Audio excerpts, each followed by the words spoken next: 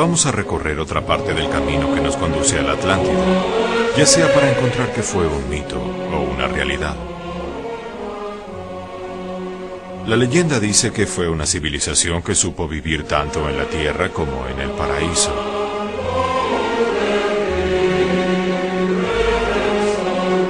En las experiencias y la filosofía atlante está la información necesaria para encontrar el justo equilibrio entre materia y espíritu, mente y emoción, unidad e individualidad. Originalmente los atlantes existían en un estado espiritual, un estado colectivo de felicidad, donde todos compartían hasta su inconsciente y cada uno era parte del todo. Esta sensación colectiva solo podía producir tranquilidad y bienestar. Sin embargo, poco a poco se sumergieron en la materia y el placer de los sentidos. Comenzaron a atesorar sus experiencias de manera individual, hasta fragmentarse tanto que encontraron su propia destrucción. El hombre actual, en su búsqueda de la felicidad, recorre el camino inverso. Desde la individualidad y el materialismo, busca un camino hacia la espiritualidad y la unidad armónica con el universo. La conexión atlante une el pasado, el presente y el futuro. Nos da la información para recuperar el paraíso que ellos experimentaron. En esta búsqueda veremos otras historias que señalan con certeza la existencia de una civilización anterior que podemos llamar la Atlántida.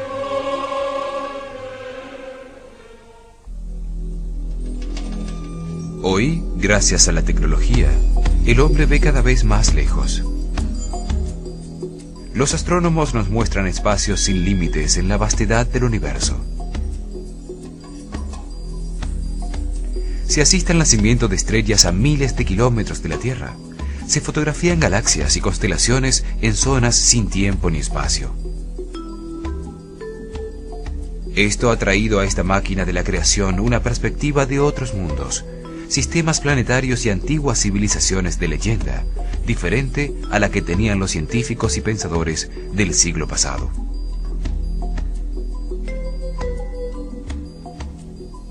Hoy se pueden buscar en el pasado, donde no existen doctrinas concebidas por el hombre, respuestas a los tiempos que vivimos. Hay que permitir que la intuición tome el control. Ese sexto sentido maneja el 90% de la mente de una forma que aún no se conoce. La frontera entre la ciencia y la fantasía es muy borrosa. Por ejemplo, Heinrich Schliemann, en 1923, convirtió en realidad un mito cuando descubrió la legendaria Troya, a partir de indicios que encontró en la Ilíada de Homero, escrita hace 2500 años.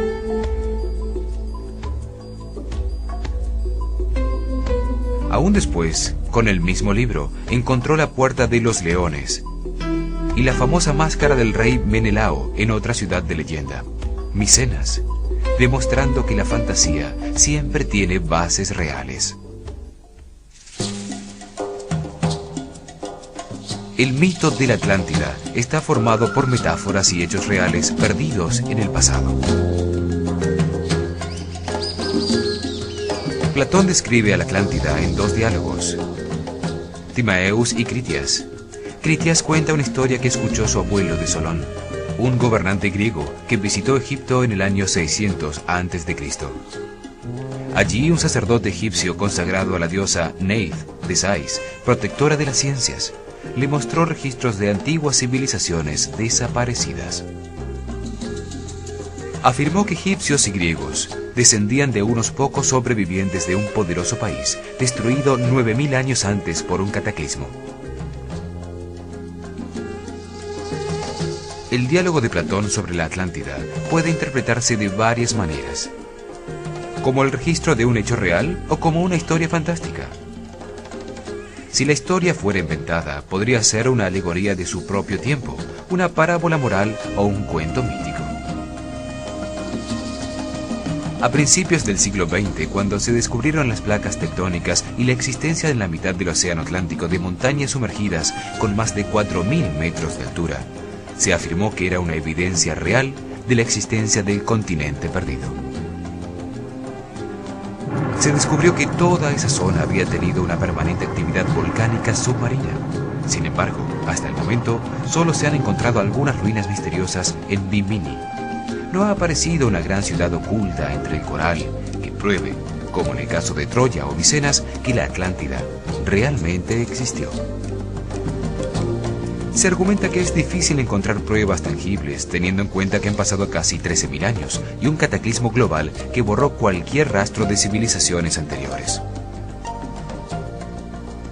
El calentamiento causado por el Sol derritió las capas de hielo que cubrían los continentes en la era glacial.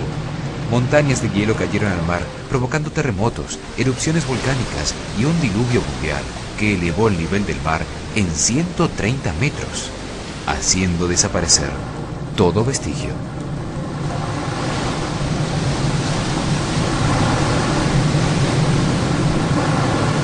La falta de pruebas sobre la realidad de la Atlántida conduce a que muchos afirmen que Platón solo escribió una historia fantástica sobre las realidades políticas de su tiempo. Un retrato idealizado de la organización y el funcionamiento de una sociedad perfecta. Recurrir a una alegoría era un camino más seguro para pronunciarse en contra de su sociedad. Una manera oculta de mostrar sus debilidades, en un momento en que era muy peligroso criticar. El hundimiento bajo el mar representaría la destrucción política, moral y filosófica que él temía. Una advertencia del camino que los atenienses habían tomado. Otra manera de entender la leyenda de Platón es como una ficción filosófica o una parábola que busca señalar verdades importantes sobre la naturaleza humana. Como ficción, muestra los beneficios de la cooperación entre los hombres, las ventajas de seguir las leyes establecidas y las penalidades que resultan de la codicia y de la ambición. Muestra cómo se puede transitar fácilmente de la justicia y la felicidad a la violencia y la destrucción. En ese sentido, la historia de la Atlántida es muy importante para la sociedad actual, sobre todo en momentos tan difíciles como los que vivimos, cuando el hombre dejó de cooperar con los otros hombres. Como todo mito, el de la Atlántida se volvió más importante que su realidad histórica. Además, identificarla como la fuente de toda la cultura humana intensificó el mito. Este mito combina dos grandes motivos universales: el paraíso perdido y el diluvio universal. El Edén y Noé aparecen en la Biblia, y con otros nombres en todos los libros sagrados de las distintas religiones y culturas. Los mitos cobran vida cuando se cree en ellos. Sirven para guiar al hombre en un mundo que solo entiende imperfectamente. En el mito atlante, la figura central es la humanidad, encarnada en un sitio ideal, perfectamente gobernada y con fructíferas riquezas. Pero debido a su codicia y ambición, los atlantes deciden ignorar las leyes divinas. Zeus, el padre de los dioses, decide destruir al hombre sacudiendo la tierra con terremotos, erupciones volcánicas e inundaciones. La misma cólera destructiva siente Dios en la historia bíblica en la que Noé es el único sobreviviente.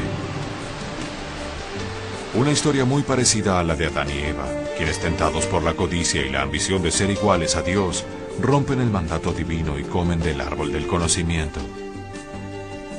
Esto produce su expulsión del paraíso. Para el hombre actual, perdido en el mundo que experimenta, el tema del paraíso perdido es una luz al final del túnel.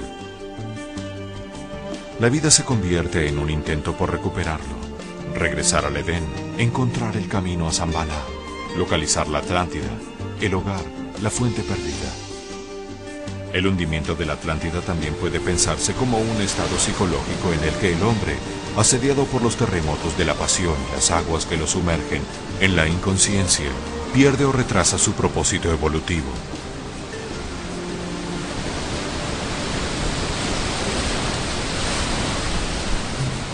Existen muchas teorías sobre la existencia de la Atlántida y de otras civilizaciones anteriores, algunas fundamentadas en evidencias inexplicables.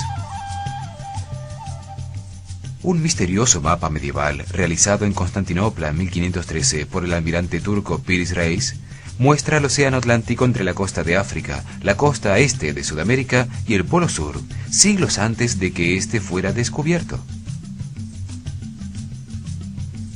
En ese momento se pensaba que el mundo era plano y estaba rodeado de agua. Los mapas existentes por ese entonces, llamados portolanos, de puerto a puerto, no tienen comparación alguna con la precisa información del mapa de Piri-Reis.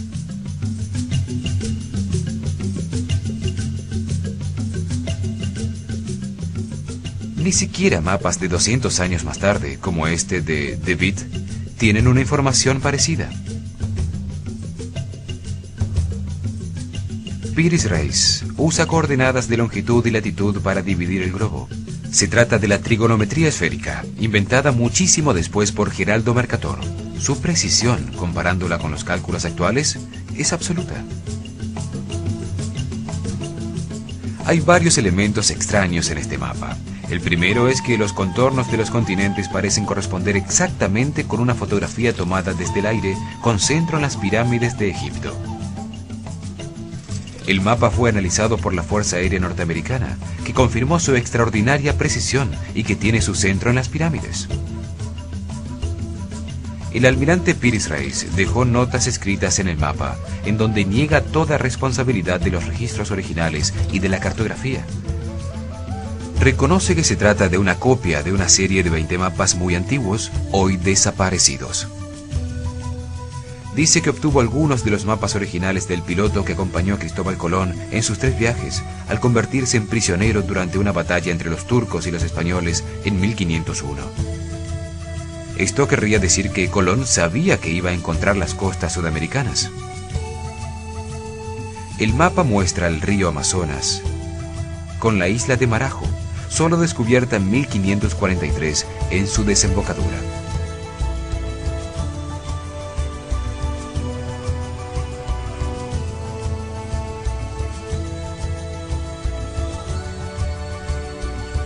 El mapa de Piri-Reis recopila antiquísima información extraordinariamente precisa, descubierta por seres que tuvieron un nivel de tecnología igual o superior al actual.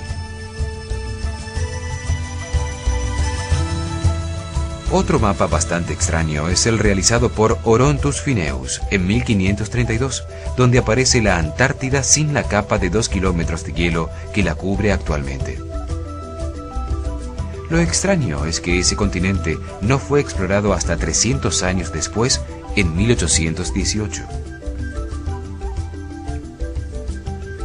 Sus contornos coinciden de manera asombrosa con mapas elaborados en 1977, cuando por primera vez se hicieron estudios sísmicos sobre el Polo Sur para averiguar qué había debajo de la capa de hielo. La evidencia geológica que conocemos nos dice que la Antártida sin hielo solo pudo haber existido en el periodo comprendido entre el año 13.000 y el 4.000 a.C., cuando no existía una civilización capaz de registrar las costas del Atlántico. ¿Cómo es posible que un mapa elaborado en 1513 incluya detalles de un continente que no se exploró hasta 1818? ¿Y por qué lo registra sin hielo, en unas condiciones que no pudo tener sino hace 12.000 años? Suele creerse que ciencia significa progreso permanente, y estas evidencias contradicen este supuesto. Significaría que la ciencia actual es un legado que proviene de una gran civilización desaparecida.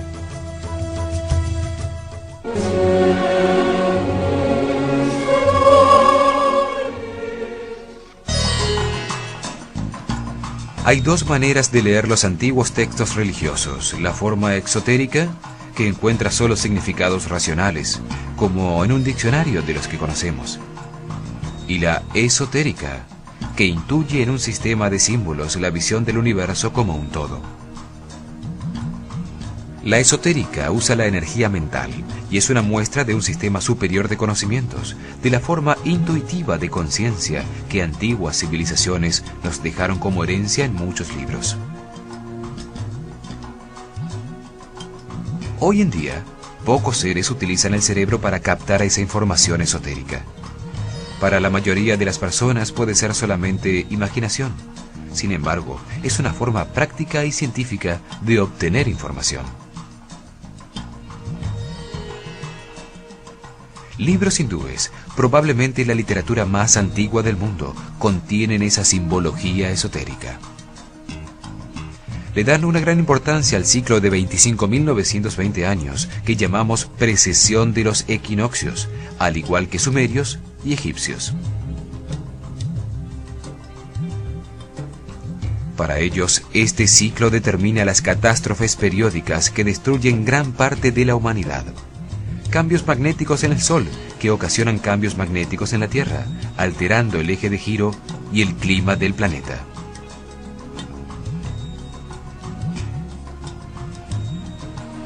Se cree que el diluvio universal sucedió en uno de estos cambios de ciclo, cuando los hielos de los polos cayeron al mar, ocasionando un gigantesco tsunami y un cataclismo global que destruyó la civilización existente en ese momento.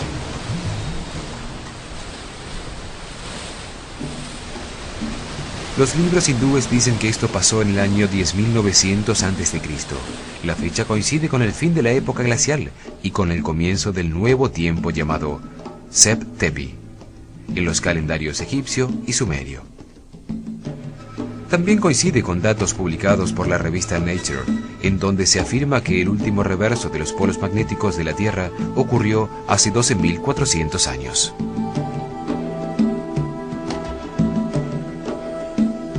Los libros dicen que en ese momento el imperio hindú de Rama se encontraba en guerra con la madre de su civilización, un pueblo al que llaman los Asvins o gemelos, una figura que siempre representó a la Atlántida. La guerra se dio porque los atlantes cambiaron su mentalidad original, intuitiva, lunar, controlada por el lado derecho del cerebro, de imágenes, sentimientos, emociones y unidad, por una controlada por el lado izquierdo del cerebro, solar, racional, tecnológica e individual. Esto provocó el enfrentamiento con los místicos e intuitivos hindúes. Afirman que los atlantes o Asvins venían de uno de los 7 continentes.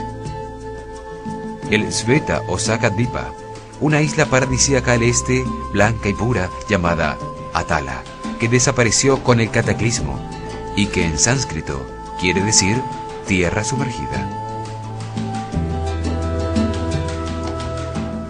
Mientras se encontraban en guerra, ambos pueblos fueron destruidos. Atala se hundió bajo el mar, cuando el cataclismo destruyó su montaña sagrada llamada Meru, lo que dio comienzo a un nuevo ciclo que dicen terminará en el año 2012.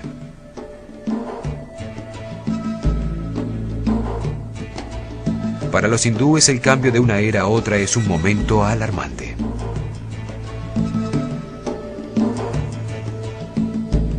El Samsam Tagavada cuenta que ambos pueblos usaban máquinas voladoras con las que podían viajar a cualquier sitio de la Tierra.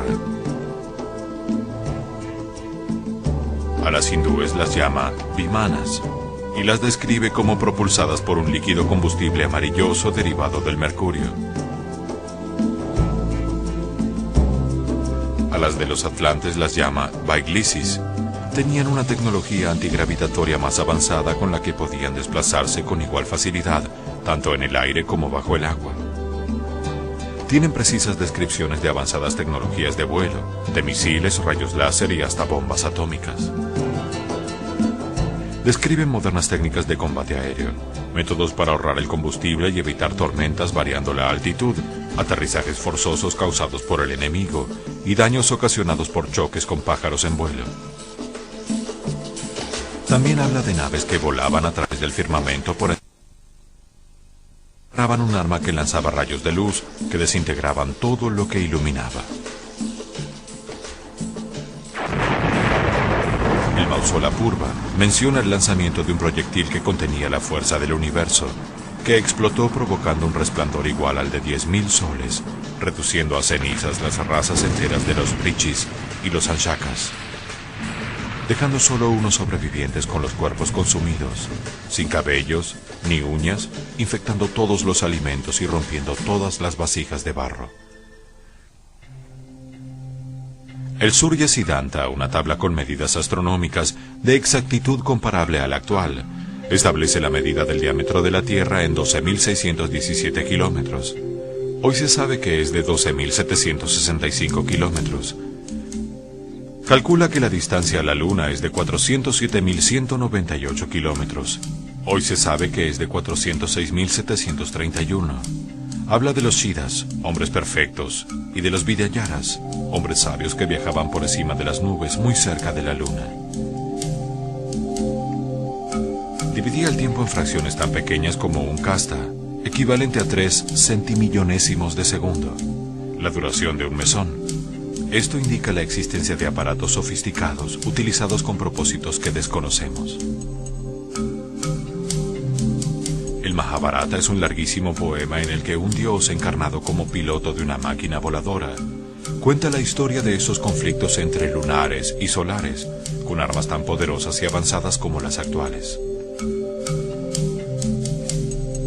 Describe cómo Salva, montado en un vehículo volador tan grande como una ciudad, se enfrenta a Krishna y le arroja misiles, lanzas y arrojadores de fuego, iluminando el cielo con cientos de soles, por lo que no se sabía si era de día o de noche.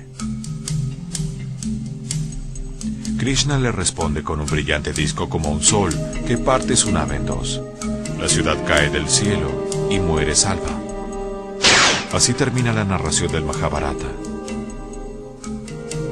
Los efectos de un arma llamada Agnaya, utilizada por Adwatan contra los Pandava, o el proyectil que contiene toda la fuerza del universo disparado por Gurkha, desde su vimana volador, con el que destruyó las 3 ciudades de los Brishnis y los Anjakas, son similares a los de una bomba atómica.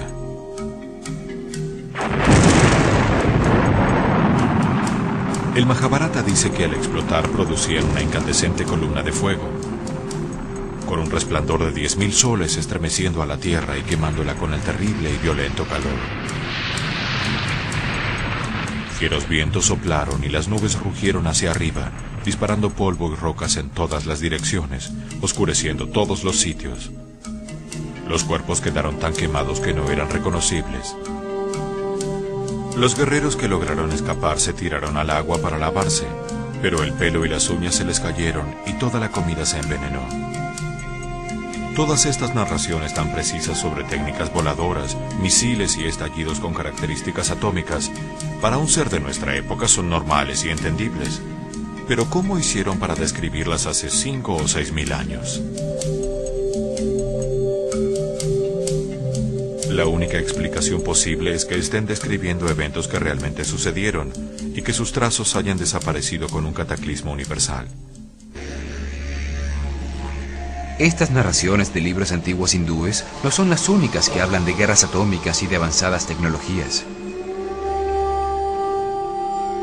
En excavaciones arqueológicas en las ruinas de la ciudad hindú de Mohenjo-Daro, que significa montaña de los muertos, se encontraron esqueletos radioactivos y muros de ladrillo vitrificados y fundidos por un inmenso calor, resultado de una misteriosa explosión de proporciones atómicas.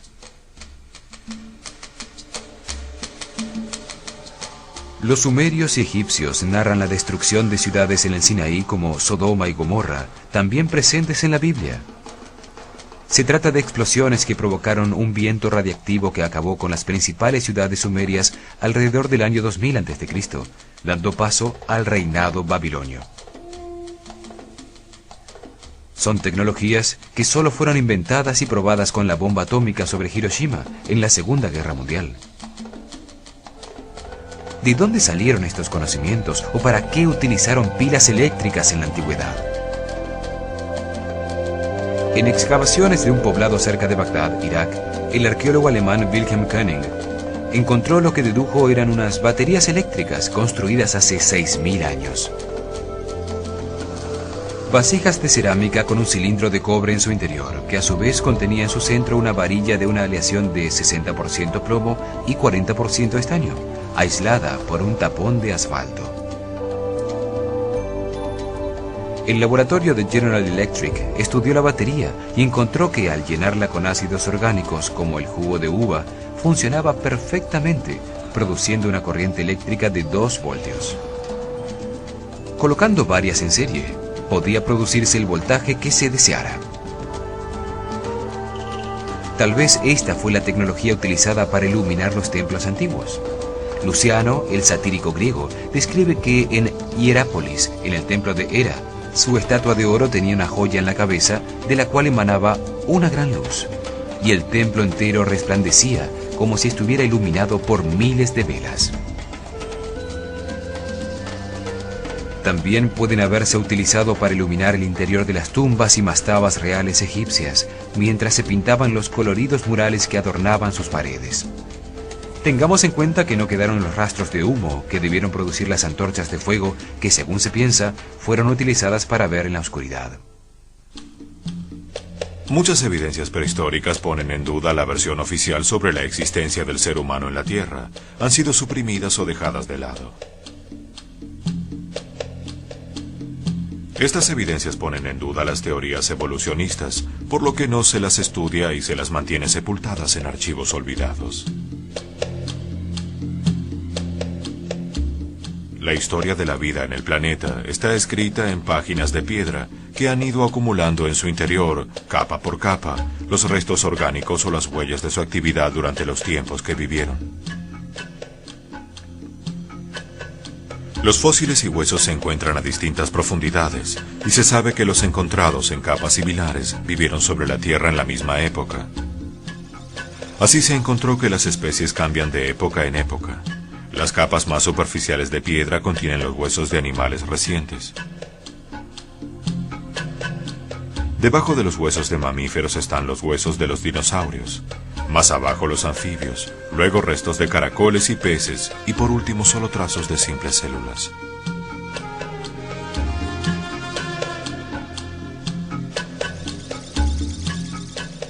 La existencia de primates parecidos al hombre, semejantes en su organización anatómica, esqueleto, sistema muscular y sus restos encontrados en las distintas capas geológicas, llevó a Charles Darwin en 1859 a desarrollar la teoría de la evolución de las especies.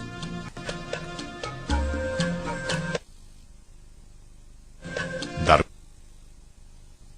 por la Biblia y afirma que el hombre, a través de cambios accidentales o causales a lo largo de inmensos periodos de tiempo, es un animal que evolucionó de sus padres, los monos y primates originales en el planeta, gracias a su fortaleza. Sin embargo, hoy, 150 años después, no se han encontrado evidencias concluyentes que comprueben su teoría, y todavía buscamos el eslabón perdido entre el hombre y el mono. El famoso antropólogo Richard Leakey confirma que todos los restos descubiertos de los antepasados del hombre caben en una alcoba y sobra espacio. Solo existen unos pocos huesos de millones de seres en la prehistoria para sustentar la teoría de la evolución. Los restos de los antepasados del hombre encontrados en África indicarían que evolucionó lentamente, en un proceso que tomó 6 millones de años, hasta producir, hace 1,5 millones de años, el Homo erectus.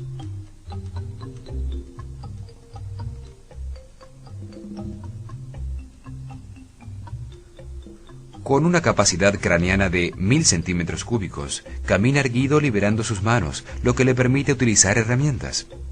Los ojos en el frente perfeccionan su sistema visual, permitiéndole calcular mejor las distancias y cazar mejor. Desapareció por completo hace 250.000 años, posiblemente en uno de los cataclismos históricos que cambió la forma de la Tierra y las especies. Sin embargo, se cree que en su proceso de desaparición dio paso al Homo sapiens, a pesar de que hasta ahora no aparece el eslabón perdido que una los dos procesos evolutivos en uno solo continuo. La teoría convencionalmente aceptada dice que hace 250.000 años apareció en África, extendiéndose por Europa hace 100.000 años, pasando luego a Asia hace 40.000 años, y llega a través del estrecho de Bering a América hace 30.000 años, y a Sudamérica hace 15.000 años. El Homo sapiens aparece súbitamente con 500 centímetros cúbicos más de capacidad craneana, lo que le permitió el desarrollo de la inteligencia. La facultad del habla y un cuerpo muy parecido al del hombre moderno en una macromutación que no coincide con los lineamientos lentos de la evolución.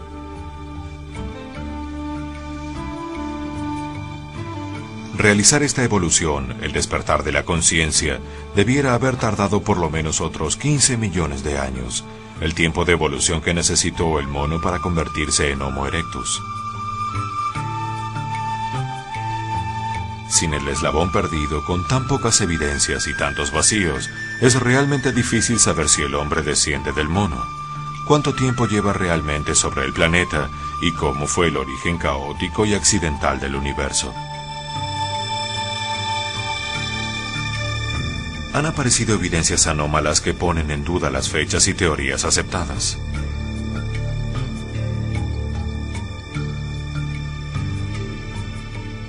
En Ottosodal, Western Transvaal, Sudáfrica, se encontraron cientos de bolas metálicas fabricadas con un metal azulado increíblemente resistente, algunas con 3 hendiduras paralelas que ni siquiera se raya al tratar de perforarlo con brocas de acero. Se encontraron en la profundidad de una mina de diamante dentro de un material de mineral suave llamado pirifilita, que se formó por sedimentos hace unos 3 billones de años.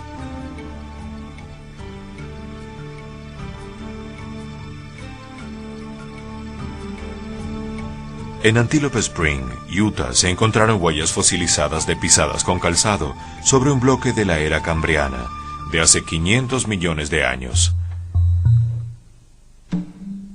En el estado de Texas se han encontrado varias evidencias que contradicen los conceptos evolucionistas de Darwin. En Glen Rose aparecieron docenas de huellas fosilizadas de pisadas humanas junto a pisadas de dinosaurios, lo que indicaría que el hombre caminó simultáneamente con estos hace más de 60 millones de años, fecha en que se cree que se extinguieron por el gigante meteorito que cayó en la península de Yucatán.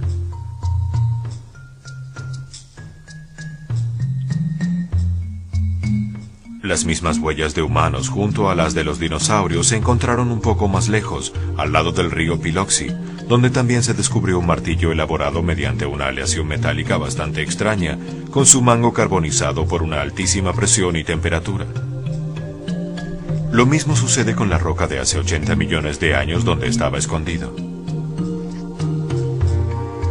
En la profundidad de una mina en Table Mountain, California, dentro de una formación rocosa de hace 5 millones de años, se encontraron varios objetos de piedra, incluyendo un mortero y una calavera.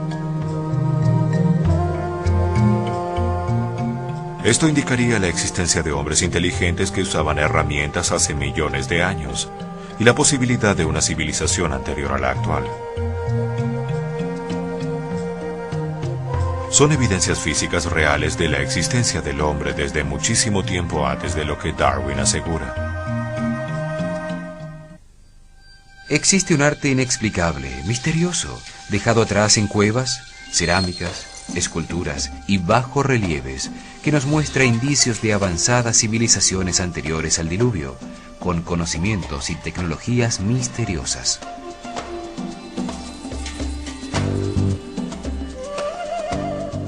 En el templo de Osirión, en Abidos, Egipto, existe un friso o panel entre 2 columnas con unos bajorrelieves muy extraños. Muestran una serie de naves y helicópteros que solo pueden ser identificados por alguien de nuestra época. Se trata de una forma de transporte aéreo en un bajorrelieve de uno de los templos más antiguos de Egipto. La cultura maya también nos dejó indicios de tecnologías avanzadas muy antiguas. La losa tallada de piedra más grande del mundo maya, que cubría la tumba de Pakal Botán, en Palenque, la gran ciudad de las serpientes, lo muestra conduciendo una máquina con un cohete que despide llamaradas por un tubo de escape. En su borde tiene los jeroglíficos correspondientes al Sol, la Luna y la estrella polar, lo que muestra el alcance de la nave. Ha sido objeto de mucha especulación. Se sabe que George Lucas decidió que se utilizaran sus medidas y forma para las naves de la persecución entre el bosque en la película Star Wars.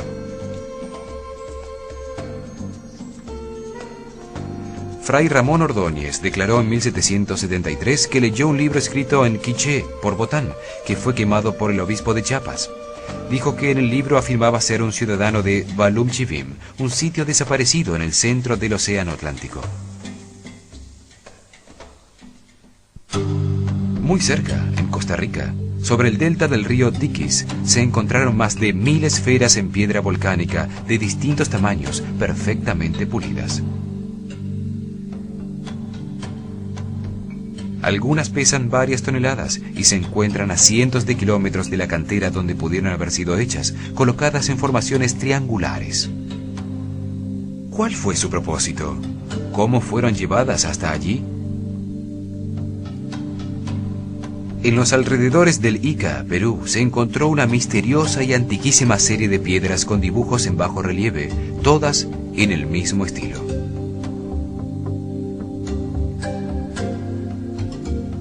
Por la pátina de su superficie se sabe que fueron talladas hace 12 o 13.000 años. Sin embargo, muestran conocimientos y procedimientos avanzadísimos aún para la época actual. Astrónomos que miran sucesos en lejanas estrellas, viajeros por el aire, los continentes de la Tierra en posiciones distintas a las actuales, y dibujos de animales ya desaparecidos. También se representa un trasplante de corazón, que comienza con una mujer embarazada a la que le sacan sangre para aprovechar las proteínas y hormonas que impiden que su feto sea rechazado como un cuerpo extraño. El paciente recibe una transfusión de la sangre de la mujer embarazada y le introducen el nuevo corazón en el pecho.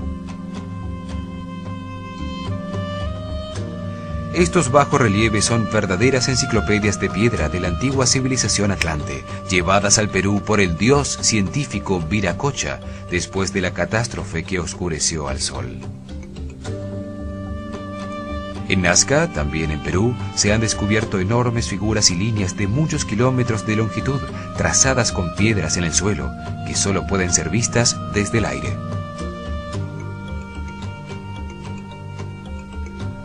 Otro extraño descubrimiento es el de las gigantescas piedras de Ollantaytambo, Machu Picchu y Sacsayhuamán, cortadas con múltiples ángulos para encajar perfectamente las unas con las otras, después de haber sido trasladadas por cientos de kilómetros.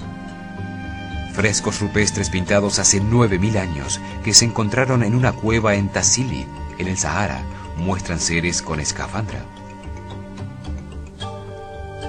Otro fresco descubierto en Kimberley, Australia, muestra seres sin boca y también con escafandra, además de sandalias, en un sitio donde los indígenas andan descalzos.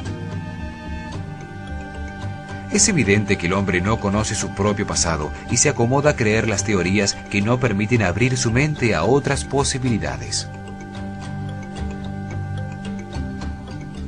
Las evidencias que hemos visto indican la presencia de civilizaciones anteriores con tecnologías distintas a las nuestras.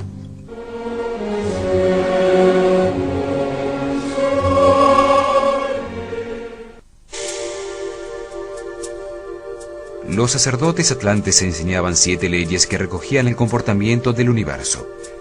En la base de la pirámide de esas 7 leyes universales está la ley de la naturaleza.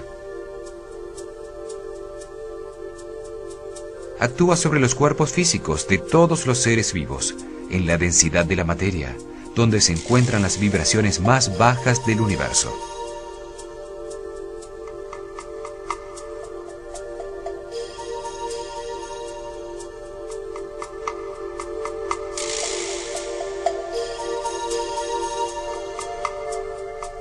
Organiza los átomos en moléculas, las moléculas en proteínas, las proteínas en células, las células en tejidos, los tejidos en órganos y los órganos se estructuran para dar forma al cuerpo, manifestando la perfección de la naturaleza en la diversidad de los cuerpos vivos.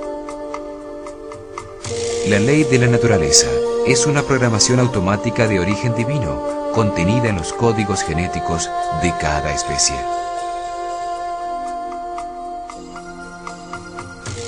Organiza los distintos cuerpos, determina durante cuánto tiempo son útiles, sus funciones y los mecanismos para su reproducción, mantenimiento y protección. Forma un gigantesco organismo viviente que se llama el universo. Cada ser tiene su propio nivel de conciencia, experimentado en un cuerpo material.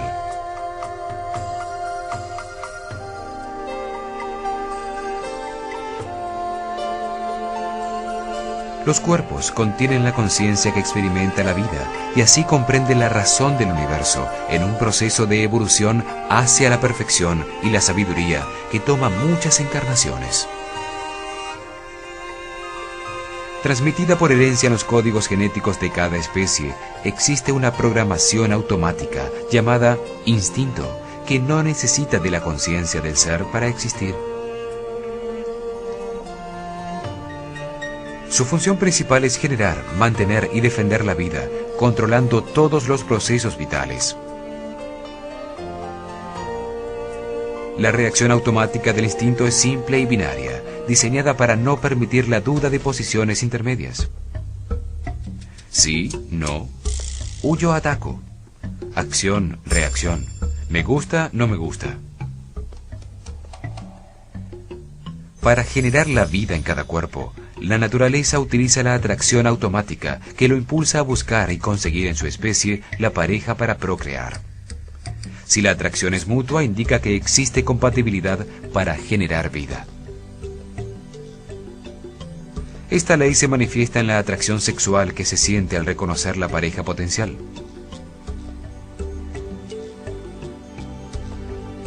Para mantener la vida en cada cuerpo, la naturaleza utiliza el deseo automático, que lo impulsa a buscar y conseguir lo que necesita para vivir. Se manifiesta como hambre, sed y como la capacidad para reconocer el alimento que necesita y el medio natural de su especie. Para defender la vida en cada cuerpo, la naturaleza utiliza el miedo automático a perderla, que lo impulsa a huir o a defenderse. Se manifiesta como una fuerza o energía adicional producida por la adrenalina para responder adecuadamente a la situación. En cada cuerpo organizado por la ley de la naturaleza se encarna una conciencia que evoluciona en un proceso de aprendizaje sucesivo que se llama vida.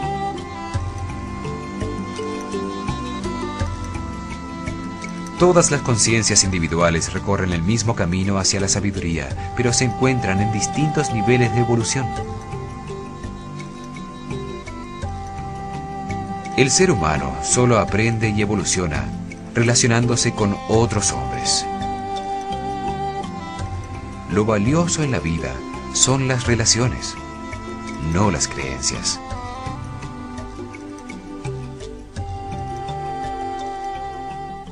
Con la ley de la naturaleza, el Creador diseña la diversidad del universo para que la conciencia evolucione.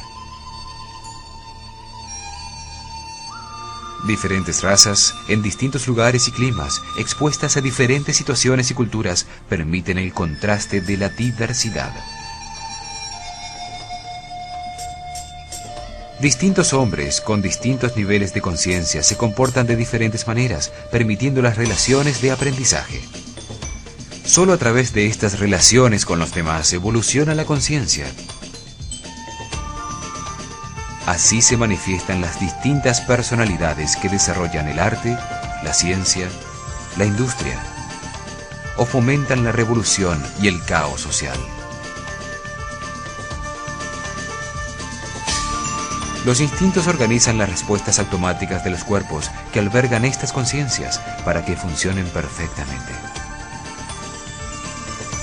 Cuando un ser vivo viola la ley de la naturaleza, siente dolor o enfermedad. Esta violación es permitida por una de las leyes jerárquicamente superiores con algún propósito de evolución. Se genera dolor o un proceso de destrucción que disminuye la fuerza vital en el organismo y la calidad de vida que se experimenta. En los primeros niveles de evolución se desarrollan personalidades primarias para vivir procesos que desarrollen la conciencia. Sus reacciones en esos niveles son casi totalmente instintivas y agresivas. Esto daña las relaciones con los demás y produce sufrimiento. Al tratar de evitarlo, se toma conciencia y se evoluciona. Una conciencia evolucionada domina su instinto automático y no tiene un comportamiento agresivo con los demás. Así comienza a actuar desde la ley de armonía, la ley inmediatamente superior a la de la naturaleza. El propósito de la vida es enseñarnos lo que no sabemos a través de las experiencias en el cuerpo físico. Vivimos para aprender, para graduarnos en sabiduría universal.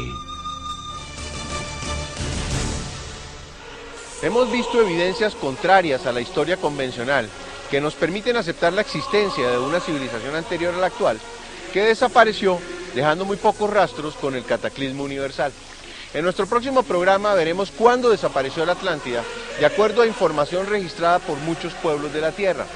Veremos distintas teorías sobre su posible ubicación, hasta llegar al sitio donde más posibilidades tiene de haber existido, y por supuesto continuaremos profundizando en las 7 leyes universales. Acompáñenos.